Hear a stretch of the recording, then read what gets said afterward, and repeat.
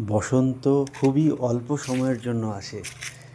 এর জন্য বসন্তকালে বাইরে বেরোতে হয়, প্রকৃতির মাঝে যেতে হয়, প্রকৃতির সাথে মিশতে হয়, প্রকৃতির সৌন্দর্য নিজের চোখে দেখতে হয়, প্রকৃতির স্পর্শে নিজেকে মুগ্ধ করতে হয়। বসন্তকাল সবার ভালো কাটুক।